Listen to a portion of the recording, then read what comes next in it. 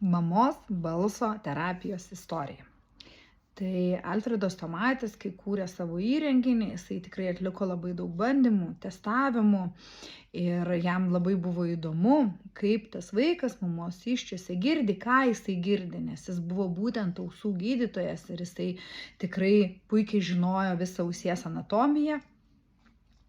Ir jam buvo labai tikrai įdomu, kas vyksta tose įsčiose.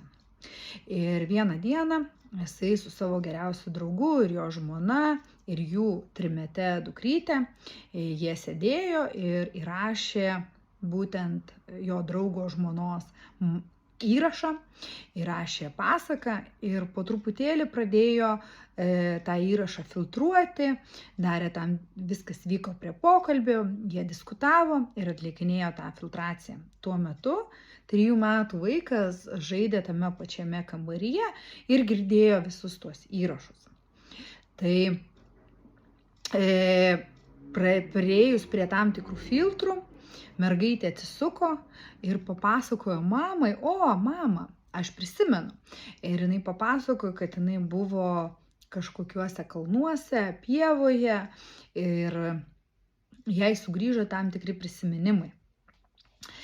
Tie prisiminimai buvo tie, kuriuos jinai negalėjo tenai būti, bet jinai buvo mamos įsčiose tuo metu, o mama buvo toje būtent pievoje šalia tų kalnų.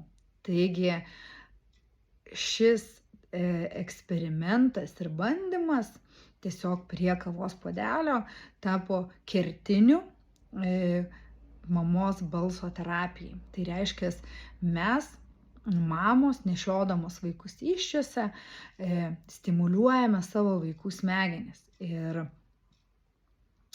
šis dalykas profesoriui Tomačiui ir įrodė, kad vaikas, būdamas mamos įsčiose, girdi būtent mamos balsą.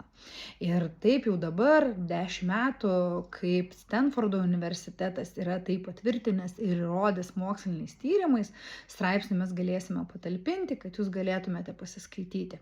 Taigi profesorius Tomatis dar